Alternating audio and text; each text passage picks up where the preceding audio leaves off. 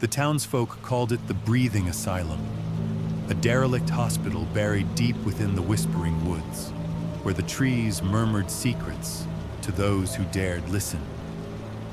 For decades, locals vanished near its crumbling walls, their bodies never found. Some claimed the asylum's last patient, a surgeon named Dr. Veles, still roamed its halls, obsessed with perfecting a procedure to cut away the rot of the human soul.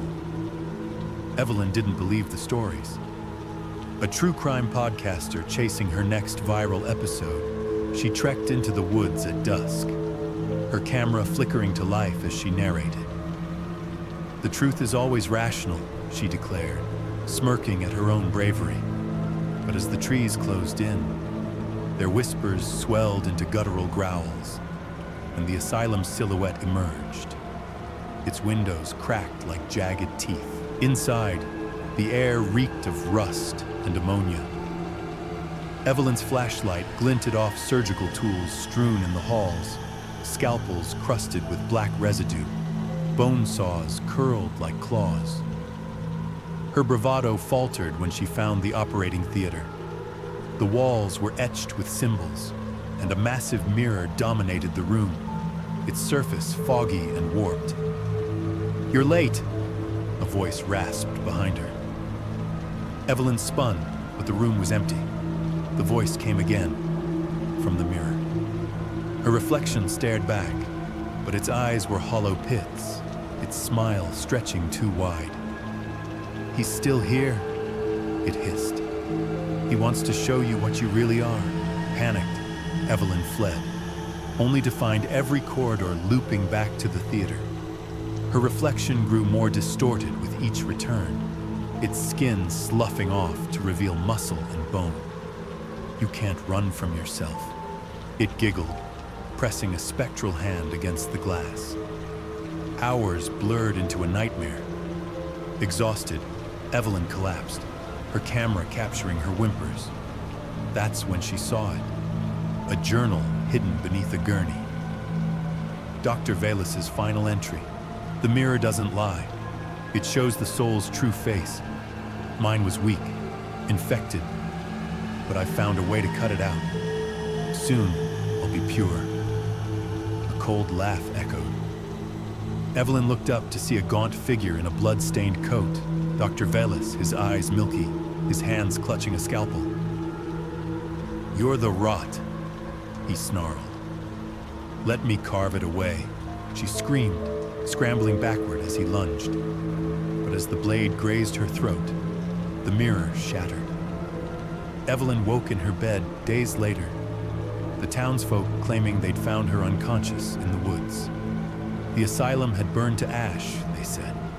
No Dr. Veles, no mirror. Relieved, she laughed it off as sleep paralysis until she edited her footage. The video showed her entering the asylum alone, but in every frame, her reflection moved independently, smirking, prowling, its eyes blackening. In the final clip, as Evelyn fled the theater, her reflection peeled itself off the glass and followed her, its form solidifying with each step. Dread coiled in her gut.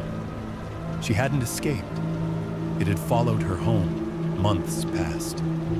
Evelyn's listeners praised her hoax episode, but she noticed changes. Her reflection blinked when she didn't. Shadows clung to her like smoke.